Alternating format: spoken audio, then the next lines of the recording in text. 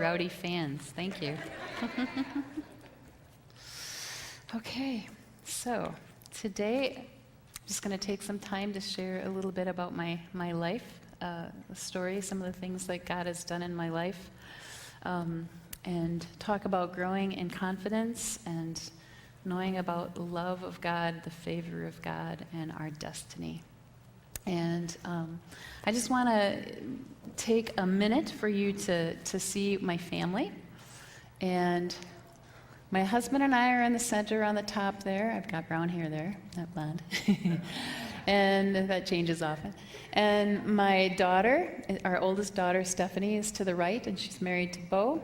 And they have the two babies. That's Moses. He's 4 now, and Addie is almost 2, and they are the two cuties down laying in the leaves there. I miss them. And to the left of my husband is my dad, John Sargent. And some of you might know John and Shirley from ALCS. They used to teach art there many years ago they taught for about 10 years.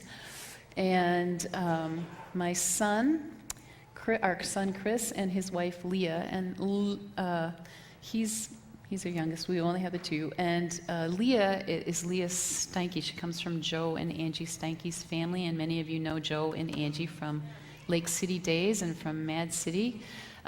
He worked with youth here, and he was one of the pastors at Mad City.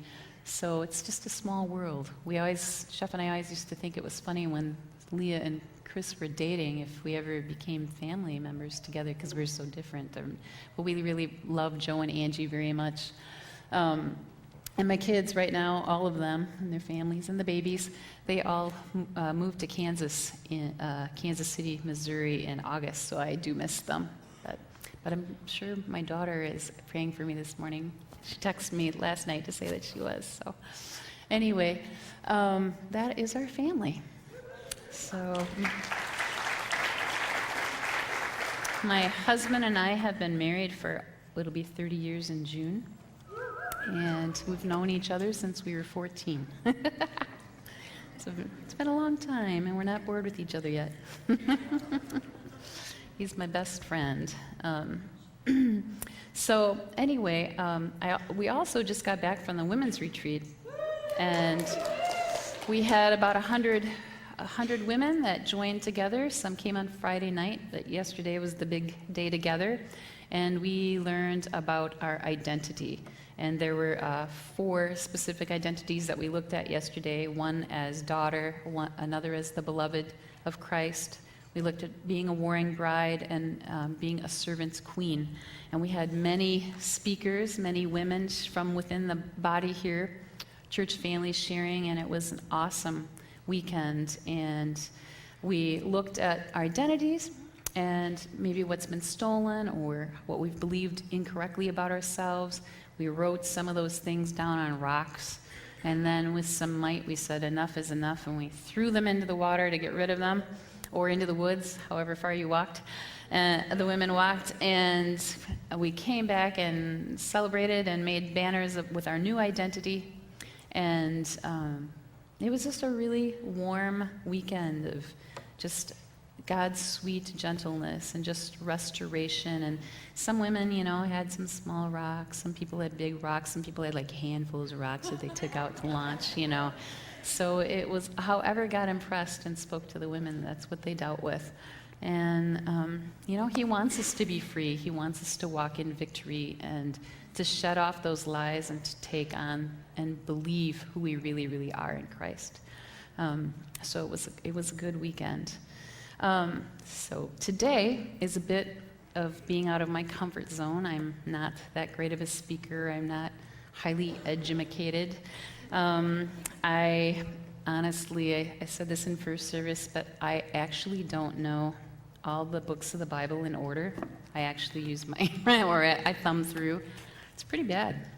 But I have trouble with memory, so that's just one of the things. I just don't even have them. I can burp the alphabet, and I'm not going to do it though.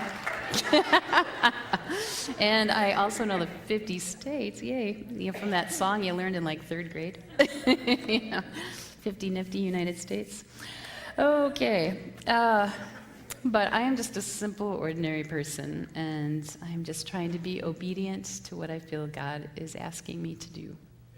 And today we're just going to look at you're going to hear my ordinary story and how God worked out things in my life, and then we're going to look at Esther too, just an ordinary young lady and how God used her. But for this morning, I was trying to, I found a video clip that kind of expresses the emotions that I'm going through a little bit today. I've laid it down before God, and I made it through first service, but I wanted you to see what is kind of going through my head over the last couple of weeks here. So we can throw the clip up.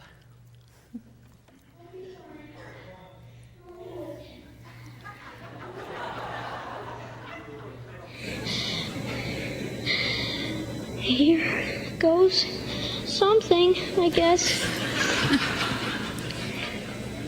Oh, okay, you can do this. I'm gonna jump. You got it. Whoa, my ski's slipping off. Just remember, never snowplow, okay? No snow plows. Keep it straight and you'll be fine. Okay. You can do on the 20. Straight. Do you go faster on the in run? Little bit. A little bit? Yeah. Is it any steeper, do you think? Not much? Same steepness, it's just longer. Well, just longer. Just longer. Just a bigger 20, that's all. Yep. Have It's a fun. bigger 20. Go ahead. You got this. I got it.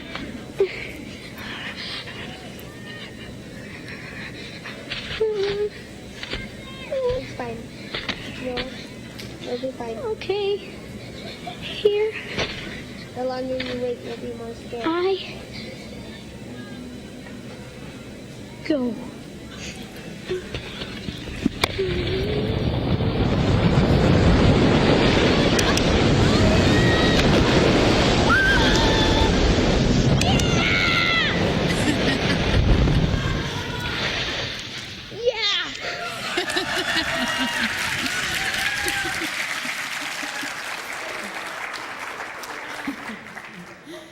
So, you join me, and here I go.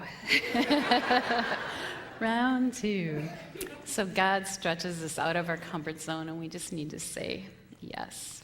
And he gives us the confidence. But the strength comes from him, really. It's not me mustering it up in my own strength. It really comes from him, from his good grace. So God gives us all a testimony, and he gives us, we learn so much on our life journeys, and it's changing all the time. But we are here for a very long journey. It's a life of finding who God is and who we are in him. And he's just calling us and wooing us to him. And we learn so much along the way, and we get hurt. We get, knocked down, built back up, and he's there just to tenderly help us along and to strengthen us and to help us come into knowing fully who we are in him, so we can go out and do things. So I just want to open with prayer. Father, I thank you for this opportunity. You are such a good God, and you are so faithful, and I just pray that you would speak to every heart here in some way today, God, where you bring just a sweet message from your heart to theirs, God.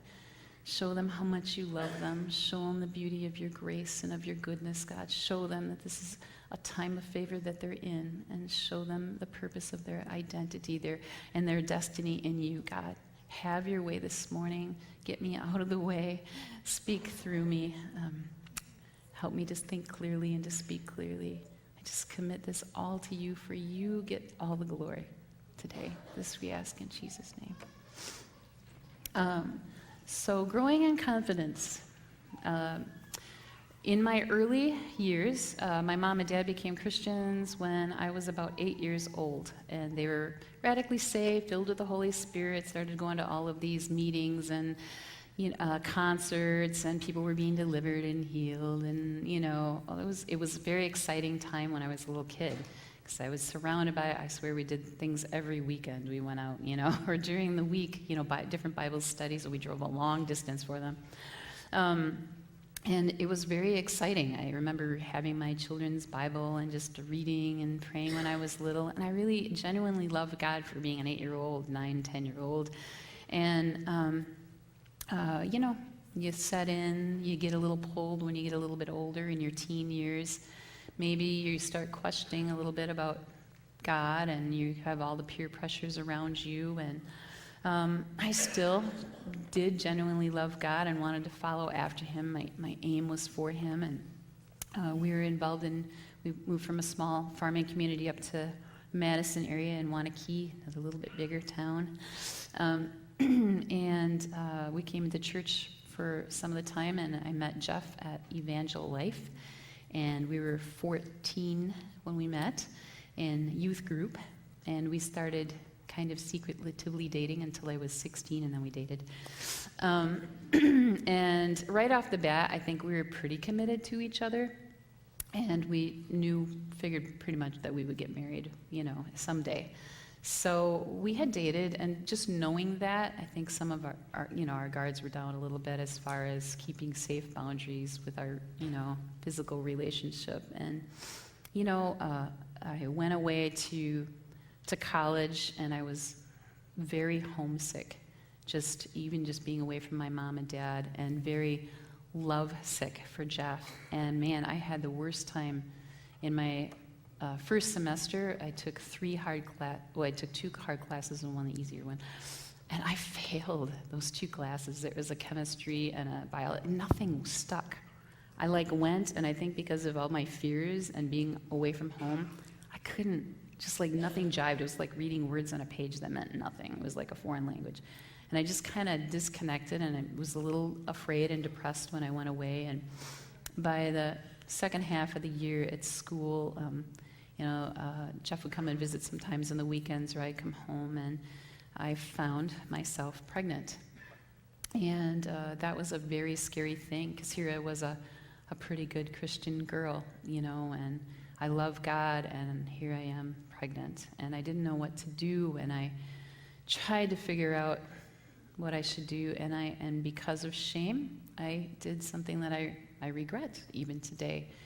I had an abortion. We went to Milwaukee together and had that abortion, and immediately all that shame came on my life. And I had depression that I fought with for quite a while when I was young like that. But by 21, we got married, and we had been engaged unofficially, and then officially engaged for a while. And by that time, when we got married, I was literally 5 months pregnant, which was also another time of shame in my life to go down the aisle. I had 5 months pregnant. But we still genuinely loved God, and we wanted to start our lives out well. We went to a new church. We were committed. We were growing in God at this new church. It was charismatic. It was full of life, full of power. We loved it. You could sense God's Spirit when you walked in the back door. We were crazy prayer warriors, and we went to all these, special speakers that came in, all that stuff, and, we were just on fire. But it was kind of done out of the place of knowing that we were sons and daughters of God. We knew that. We knew that he loved us. But we really knew God as Father God, not as Abba or Daddy. We really felt that it was based on our good works. Even though we knew about grace, we just really didn't get the goodness of his grace and the beauty of the mercy of God. So we were very works-oriented.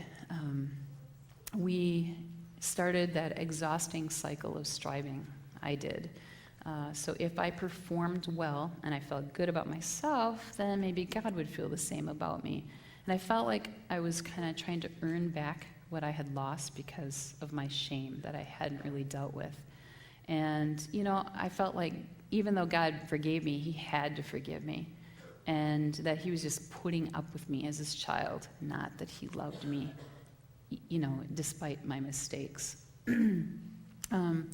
So if I was doing good and trying to gain his approval, then I almost felt entitled to his blessings, to his promises, for things to turn out just so, you know? We were kind of under the faith stuff back then, and everybody kind of claimed the promises, and you stood on them. But it was kind of like an entitlement, and I had no idea about the beautiful grace of God and doing things out of just love for God. I loved God, and I did things because I loved God, but there was still that behind the heart thought of, I've got to do this to earn his favor, to earn his love, to earn his blessings in my life, to earn his favor. And it was very exhausting. And then, when you did good, you felt good. When you did bad, you felt bad, and it was all that up and down and up and down and up and down. And I didn't know that his love was steady and truly unconditional. I knew it, but I didn't know it, we were there at this church for almost, I think it was about 12 years. And highly committed, serving, doing, going to everything we could. And again, we loved it, but we were working at it.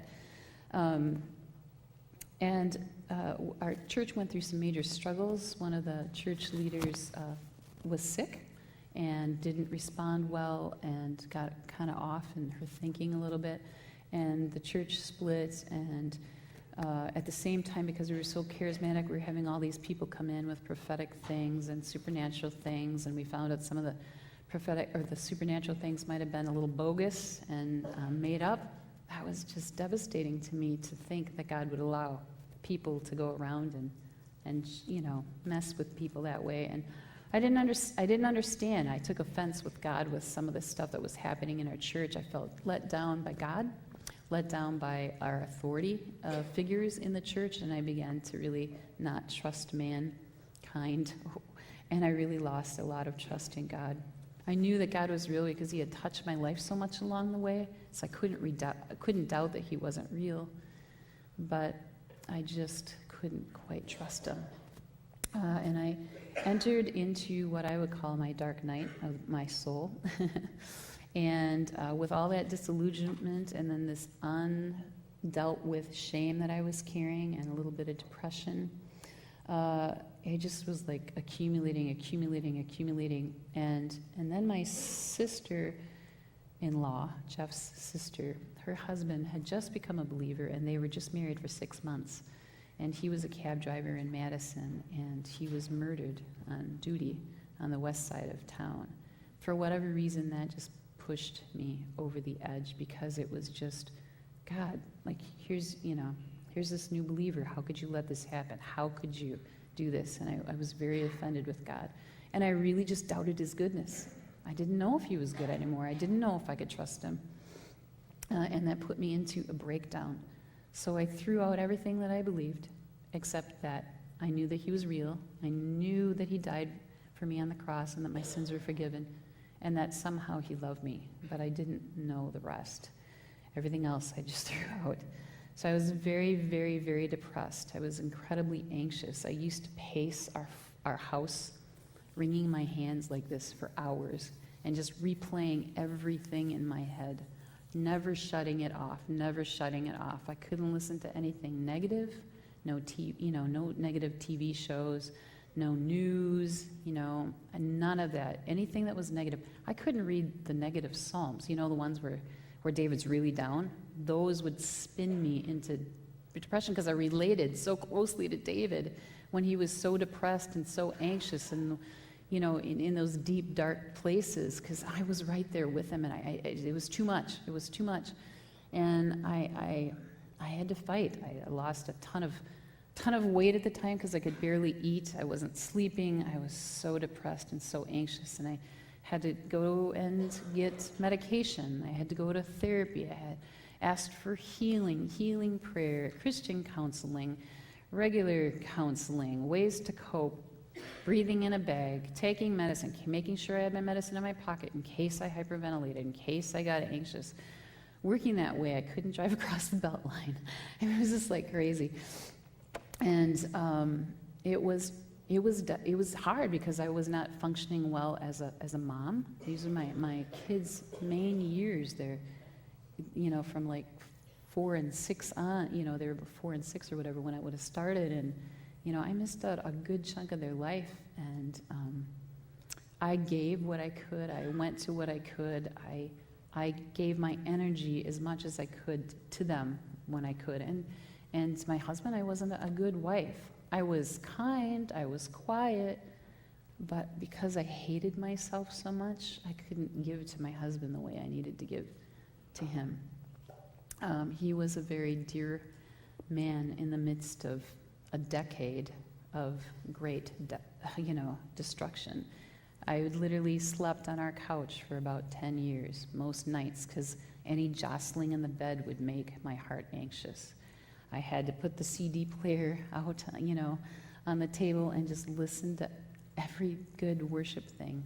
I used to spin Daryl Evans all night long, and I'd wake up to beautiful phrases that would run through my head, about the extravagant love of God and those things.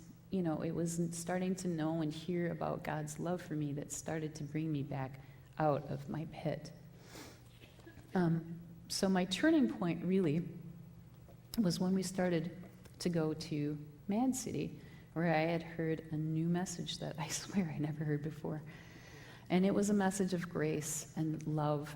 And when I knew that I was called the beloved of Christ and that he delighted me in my weakness, I thought, man, I didn't even know this part of God. Somehow I missed it.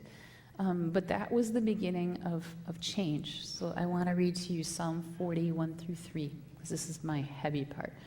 I waited patiently before the Lord. He turned to me and heard my cry. He lifted me out of the slimy pit, out of the mud and the mire, and set my feet on a rock and gave me a firm place to stand. He put a new song in my mouth, a hymn of praise to our God. Many will see and fear the Lord and put their trust in him. And I really feel like he went down into that pit with me, and he pulled me out, and he set my ways straight. He shook my incorrect foundation. He shook the lies off of me. I had nothing left to stand on, except that very thing is, that he loved me, he died for me, and that I was forgiven. Like, it went back to that very basic foundation, and he had to start putting that foundation back together and build upon that foundation. And the first thing in growing in confidence, point 1 I have is confidence in love.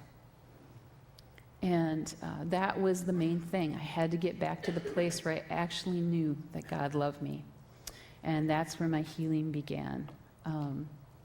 When I knew that I was not a disappointment to God, and that I was a failure, that I wasn't a failure, that I wasn't a mistake, and that I wasn't disqualified from any part of his goodness, that made such a difference in my life. And I could start to let go of that shame. It wasn't like an overnight deal, a prayer where that shame left. It was a long period of getting out of the shame. And as I learned about his perfect love that gets rid of fear, he pushed it out of my life. But it was a long and slow process. It's been 20 years, really. 10 were the worst, and 10 I started to come out. That's how long it's been, a 20-year journey. To be honest with you, I am still on medication for anxiety. I am not an anxious person anymore. It's kind of like insulin. But God is doing a work and bringing me to complete healing. One day I'm going to be off. I'll tell you, I'm going to give him glory because I am going off my medication for the first time in 20 years, very slowly. I'm doing it super slow, which I'm excited about. Every year, he gives me some marker in my life to know that I'm close to get to being healed completely in that. He doesn't always miraculously change us, because I would have missed out all of this beauty if he would have healed me in an instant. Sometimes there's a journey and there's a reason, that we have to go through, and part of it is our own resistance along the way, makes it a longer wilderness time and all of that. But he does bring good out of those tough times, and those are the richest times in my life. I look back to some of the times of intimacy with God during those days that I felt like nothing. And he was everything to me. And I would just weep on the floor before him and feel his closeness. You know, it's so good. He's such a good God. He's so loving and kind, and he's so healing, and he holds us close in those places in our brokenness. 1 John 3:1 says, "How great is the love of the Father, the love the Father has lavished on us, that we should be called children of God." And that is what we are. We're children of God. And 2 Corinthians 6:18, "I will be a father to you, and you will be my sons and daughters." You know, I know that we hear that all the time, and there is a difference. There's like levels, and we're going to keep growing in those levels of knowing his love.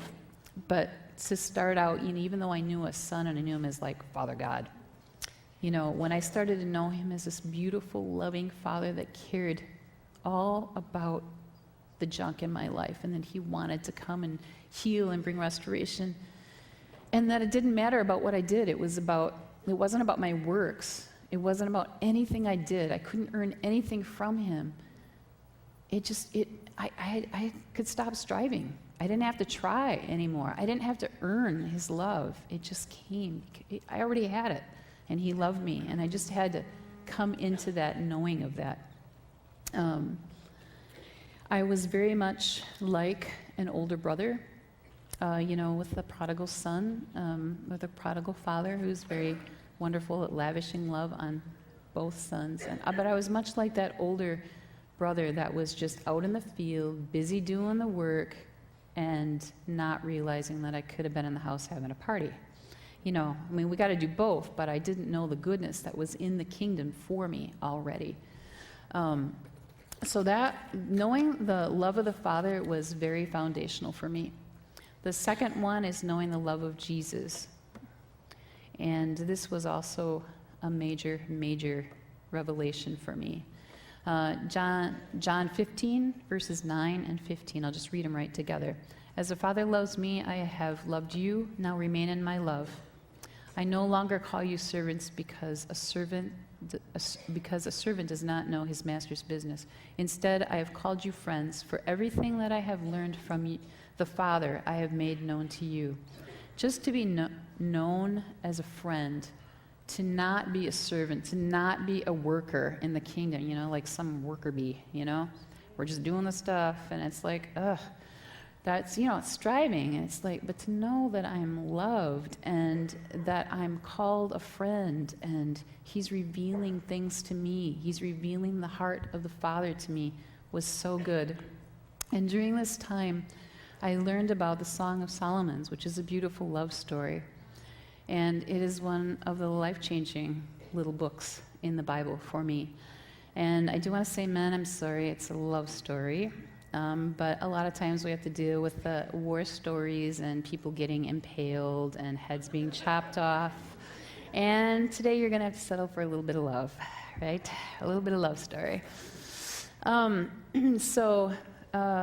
Part of me taking on my bridal identity was key to being healed, or to getting healed. So I had to find confidence in the secret place, confidence in intimacy with God, that I could go and be real right before God and just fellowship with him and be fed by him. And, you know, he prepares a table for us, right, in the midst of our enemies. And he gives us food that's just right for the day. You know, we can pick up Pastor Tom's food on a Sunday, or whoever's speaking. It's kind of like a drive-by or drive-through here when we come and get things from other people, you know. It's never as nutritious. God knows exactly what he wants to feed us, exactly what we need for the day when we come and fellowship before him, ourselves with him. Those are encouraging. You know, we get fed from other people, you know, and that are teachers and preachers and people on the radio, people on YouTube, whatever, you know, books, all that stuff. But it's that intimacy. That's like the place where we really just get fed well. So Song of Solomon helped me see that he loved me in my weakness. So Song of Solomon 4 says, "All beautiful you are, my darling, there is no flaw in you." That is how he sees us. That's how he sees you. My response when I know is love is Song of Solomon 1:5. Dark am I, but lovely. So that's how I get to see myself. Even though I've been touched by my history, my past identity, I may have picked up stuff from my past, I failed along the way. That's the dark part of my life. It doesn't mean that I'm staying in darkness, but, we all are born into sin, and we all fall short. But in the middle of it all, when our aim is for God, we're still lovely. We're still a delight to Him. And that was life-changing for me. He was calling me to that place of intimacy, of knowing Him, of loving Him, worshiping Him, and dying to myself. The Song of Solomon is a book about a woman's journey, the Shulamite maiden. And she starts out, it's about her garden, and by the end of the story, it's about his garden. It's the same garden, but it becomes his. She dies to herself, and it becomes his garden, where he can have his way, and he can use her as influence. And it's a beautiful, beautiful story. We come out of the wilderness leaning on our beloved, and that's that whole journey, that whole process in there.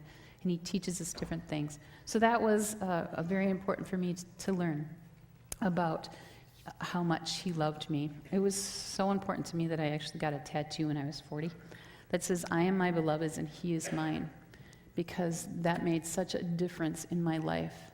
I would never go back. This is my reminder right here.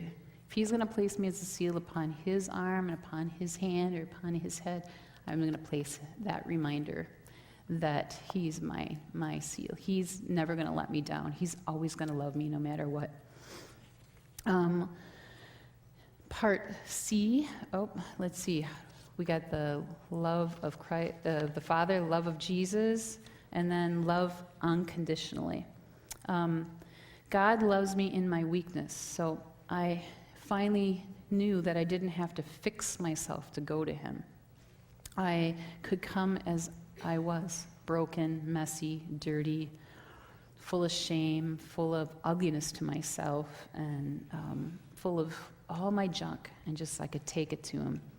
And he is like that beautiful prodigal father, the beautiful father waiting for us to come, and he's ready to put his arms around us and put a ring on our finger and fall upon our neck with his kisses and accept us back in. And even when we stumble and fall, he's there. He's always there waiting for us to restore us and to help us get to the next place.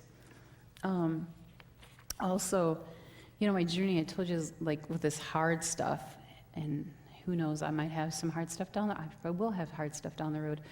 But I felt like God allowed me to walk with a limp because I had taken the time to wrestle. Not me taking the time. I had wrestled with God so much during that time about who he was, and I just felt a little bit like I had this limp. I have this limp. I'm getting over it. My limp's getting better. It's going. So I'll walk without a limp free maybe. But it was very important for me just to know that he accepts me no matter what, in my brokenness and in my messiness.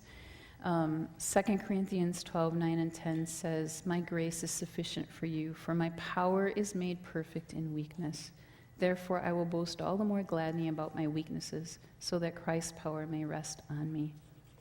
And boy, we are just weak and messed up, and there's nothing that can separate us from his love in the middle of that. And in our weakness, he can show himself strong. I mean, in ways, even when we get better, a little stronger, whatever, it's staying humble, our hearts humble before him. So we're always weak and in need of God to move in our lives so he can be made strong. But none of you, no matter what your past has been, none of you are disqualified from this. None of you are disqualified from ministry in the kingdom. None of you are disqualified from his favor, from his blessing in your life. None of you are. No matter what you've done, no matter how many times, no matter what. Look at King David. Here's a man after God's heart, right? And what in the middle of being a man after God's heart and being this great king for God, he has an affair. He has an illegitimate child and he kills a man. He kills the guy's wife, the wife's, her, what do I want to say? Lover's, yes, husband. Thank you. And what does he do? He goes and he prays, and he gets before God, and he repents, and then he gets up and washes his hand, and he's done because he knows that it's covered, and he goes back on, and he had to live with the consequences and the regret. He lost his son. But at the same time, we don't lose. We're not disqualified from that. He was still king. We're not disqualified. So I just want that to be known to you, because a lot of, when we do things wrong or we have things happen, we go through divorces and we feel bad about it, we lose jobs, we do all these crazy things, whatever happens in life, and where we've mistreated someone or whatever. It doesn't disqualify us, because as soon as we go to the cross, it's under the blood. It's wiped away, and he forgets it. He lets it go. We don't have to remember it. If he doesn't remember it, why are we remembering the things that, we'd like to keep holding on to? And we don't want to. We just want to lay it down and go on in strength. Don't get caught up in our past. I did want to say, there's this lovely lady, Levon, who does chalk art, and she was at the retreat, and she did these beautiful pictures, and I wanted to show you. This one is called She is Beautiful, and this is from the story of Queen Esther, but from it, this is a part of us knowing about our love, the love of God for us. When we know that God loves us, and we can accept that as our identity, then we have confidence. We're secure in the love of God for us, and we can see that our lives are beautiful before Him. We can see that we're a delight to Him, and it's really important for us to embrace this. And He loves her. He's looking upon her with great love in His eyes. Let's see here. The next part, wait a minute. Another thing that I learned during that difficult season in just the foundation of growing in God's love was that not only does God love me, but He likes me, which made a big difference too. He's not putting up with us. He's not just, like, well, okay, I have to forgive you, or I have to love you because you're one of my one of my billion children, right? He really loves us and delights in us in such a way. Zephaniah 3:17, the Lord your God is with you. He is mighty to save. He will take great delight in you, and He will quiet you with His love. He will rejoice over you with singing. And that's one of my favorite verses too. And I do, when my head gets a little busy, it still does every once in a while, and I get a little down on myself, or hear the repetitions or whatever, I go to that place, and He quiets me with His love, and I just got to let it go and let Him come and wash over me. And He washes over me with a song from His heart, one just to be free, to be silent, to be still before Him, and just to let that stuff go. And I love that the King of creation sings over every one of you with a different song, whatever you need for the day. It's kind of like getting that perfect meal at His table. He also has a perfect song for you every day, and He'll sing over you what you need to know. And I think He just sings favor and blessing and who you are. I think that's what He does. Just sings it over you. Maybe He'll sing a little song of discipline and things like that as we need it too, but I think it's just like this beautiful song of encouragement that He sings over us. Part 2, the next point is confidence in favor. I've got to turn it sideways, so. And I am going to do a very quick version of the story of Esther. And I have to find it here because I know that I'll get sidetracked in details if I don't. The book of Esther is a small little book in the Bible, and it's about this beautiful young lady that that gains the favor, not earns, gains the favor of the king. The king of Persia, he got rid of his first queen because she was a little rebellious.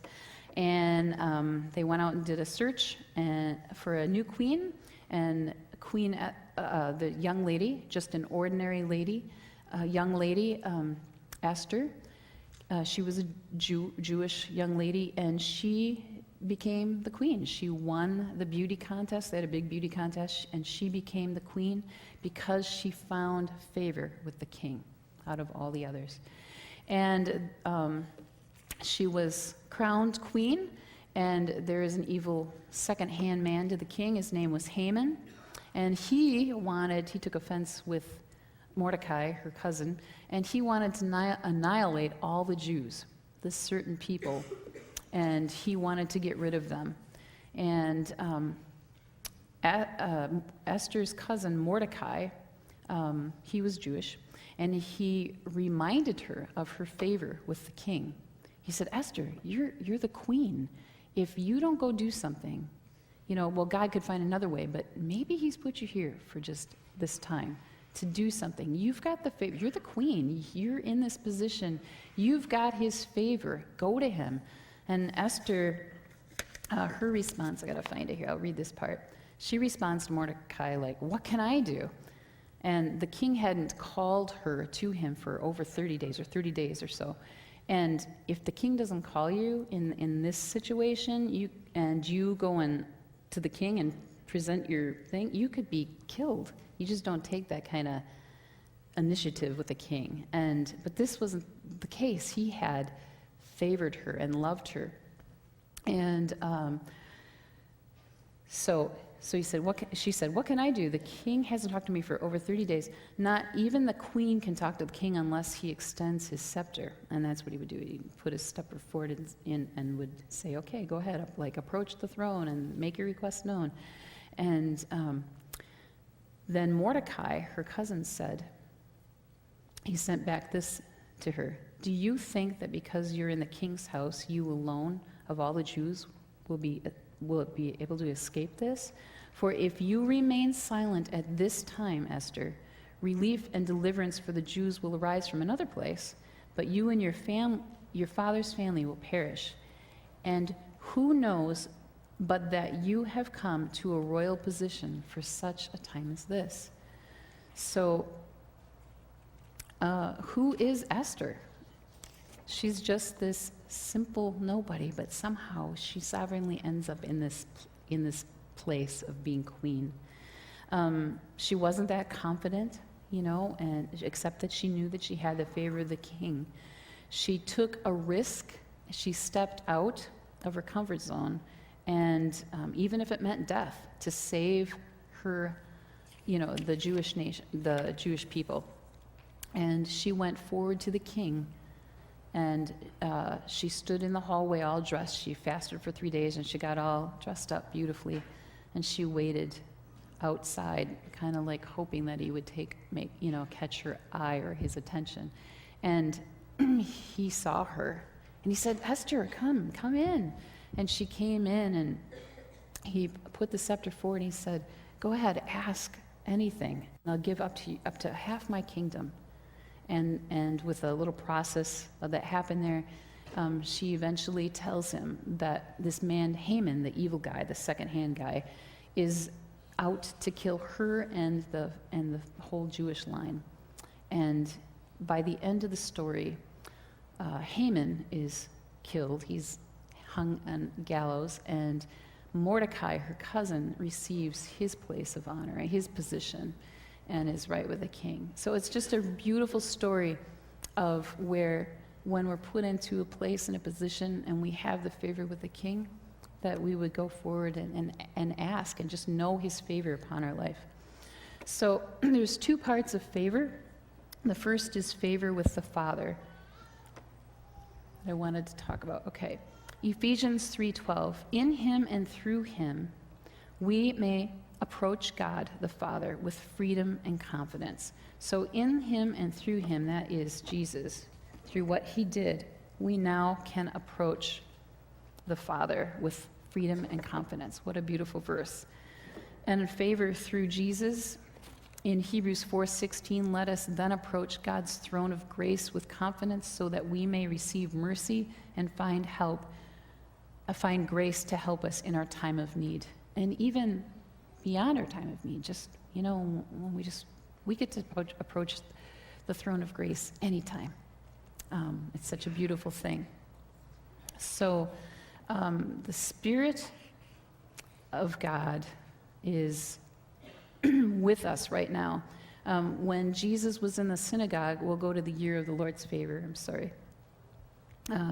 Jesus got up in the synagogue and he was handed a scroll and he rolled it out and he found one of the prophecies that actually were to be fulfilled, and he read about himself. The Spirit of the Lord is on me because he has anointed me to proclaim good news to the poor. He has sent me to proclaim freedom for the prisoners and recovery of sight for the blind, to set the oppressed free, to proclaim the year of the Lord's favor. And then he stopped and he rolled it up and he sat down. He was talking about himself. He himself brought us into the year of the Lord's favor. And what that means is that we live in a season of unmerited favor. We don't have the judgment of God right now upon us. It's mercy, it's grace. And we're under an open heaven, and we have access to the kingdom. And right now, he's just trying to draw all men onto him, onto God, so, we can be saved. And he's a generous Father who lavishes his love on us as his favored sons and daughters. And he wants the lost sons and daughters to come home, to know him. And so with us living in this season where he has extended his scepter to each one of us, he says, ask what you will of me, and it'll be done. You've won me over. We've won him over. He loves us. It's not by any works that we can do. We're under grace, and it's all because of what Jesus did for us. And by faith through grace, we can come before him freely. In Mark 11:24, it says, therefore I tell you, whatever you ask for in prayer, believe and you have received it, and it will be yours. Just a confirmation that that's what God said. That's what Jesus said. And anything we ask for can be ours. We're in that kind of favor. We have to just grasp it and believe it. And it's not hard. It's not a season of striving. It's not that we have to pray so hard and turn the heart of God, that, you know what I mean? Because we have it. He's in a time of favor. It's not as hard as we make it be. It's like Pastor Tom says often, we're in it's the ease of heaven. It's not working, to get God to do something, It's so much easier. It's beautiful. Okay, so confidence, the third one, is in our destiny. Let's see. Okay, so she's favored. If you can see the picture here, the king is holding her. He's smiling. He's got her by the hands, and her crown is right there, and she's being crowned as a queen. So we are favored, just like Queen Esther. The last one is our destiny. Confidence in our destiny. First, there's God's sovereignty in the midst of our destiny. He has good plans and purposes for us all. And in Acts 17:24-28, it says, that God who made the world and everything in it is the Lord of heaven and earth and does not live in temples built by human hands. And he is not served by human hands as if he needed anything. Okay? Rather, he himself gives everyone life and breath and everything else. So God's pretty sovereign. He gives us breath and life and everything else. From one man, he made all the nations that they should inhabit the whole earth. And he marked out their appointed times in history and the boundaries of their land. That's pretty intricate. That's pretty involved. That's pretty specific. We have free wills, and we get to choose, but he chose us first. And we're part of the big picture. He wants everybody. But he has marked us. We're here in this time in 2013 because he wanted us to be here in year 2013. So we are appointed for this time in our lives to be here. We have reason to be here. We're not mistakes. We're here with a reason. We're here with a purpose. And let's see, what else? Ephesians 1, 4 through 8. I'm just going to read part of it here. Well, I'll read it. For he chose us in him before the creation of the world to be holy and blameless in his sight. In love, he, the Father, predestined us to be adopted as his sons through Jesus Christ, in accordance with his pleasure and will. Pleasure, his delight, and his will. So beautiful. He loves us so much.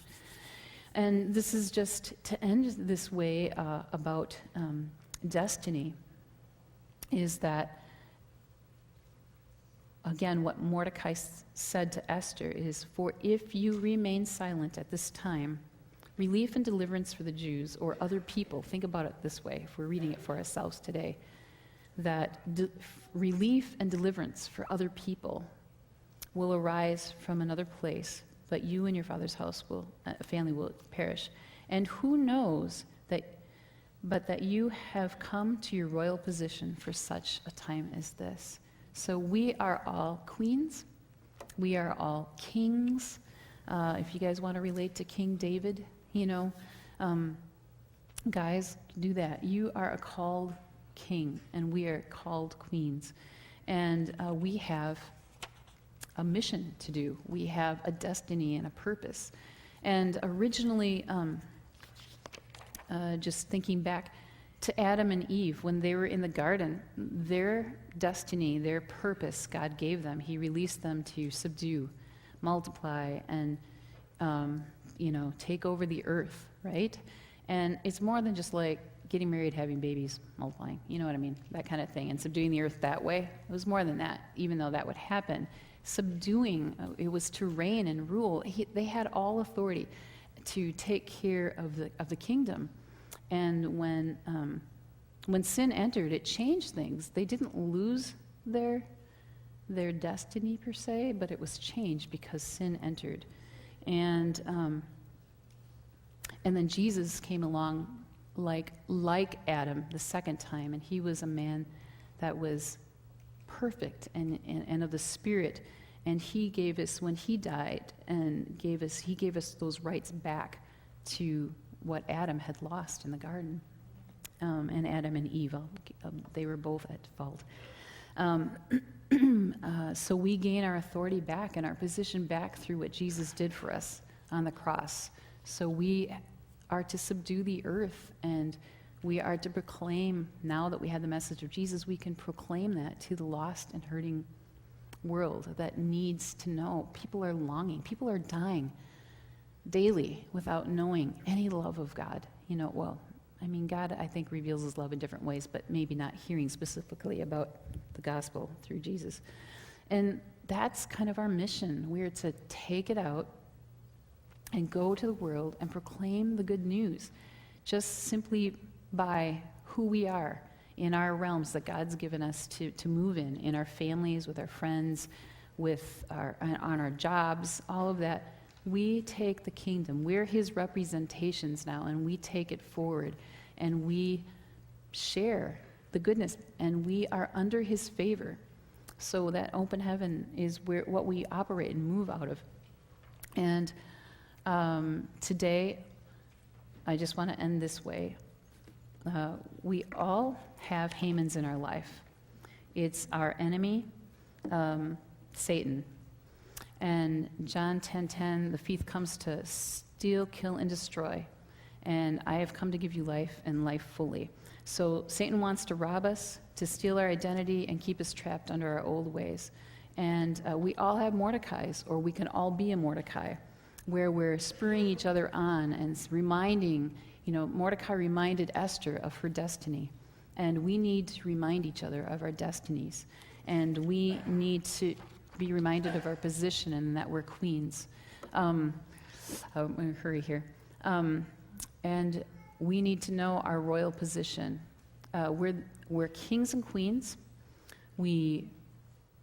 Esther realized it was no longer about herself. She was willing to die, and for the greater good. And that's what we need to do, die to ourselves so we can be about God's purposes in the kingdom, for the greater good, to bring people to him. Esther, she's not in it for herself. She's in it for the others. And today I want to stand before you as an Esther, a queen crowned by the king.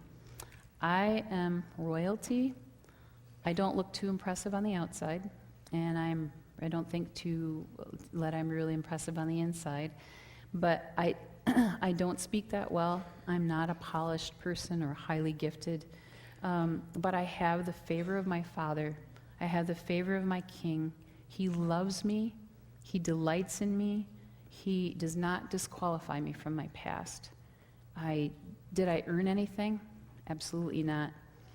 Do I deserve what I have? No, not because of anything I've done, only because of what Jesus has done. I am learning to live in confidence of his love, his favor, and his destiny.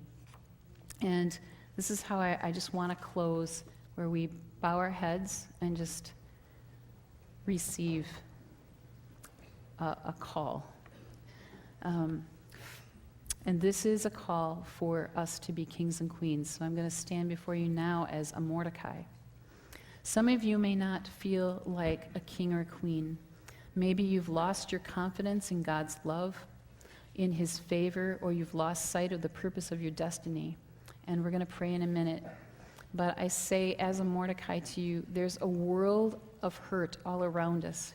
People who are in need of encountering Jesus, of being loved on, of being healed, people that need to be set free. To you, queens and kings, rise up. You have come to your royal position for such a time as this. Rise up in confidence, in love, because he loves you. Know that he loves you unconditionally, and nothing can separate you from his love.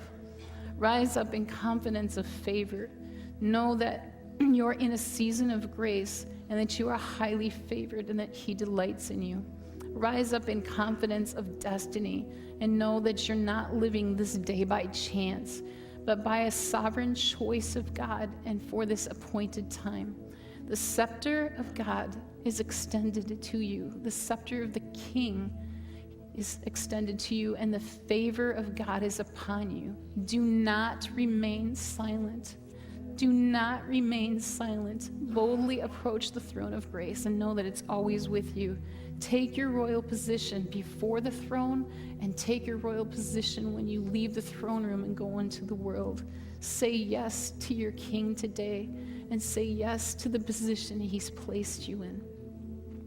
Father, we thank you for your goodness. We thank you for your unconditional love, your love that goes beyond anything that we can expect, God. I just pray that you would just establish a foundation of love in every heart here, God, that we don't doubt you, we don't doubt your goodness, that we don't waste time caught up in all of our junk, God. Come and remove that from us, and just let us be secure in your love, and help us to be secure in your favor, God. We are in a time of favor, a season of grace, unmerited favor in your sight. And help us just to know that we're living in it and can take it out to this world, God, and just to give away your love. Help us to represent you well, God.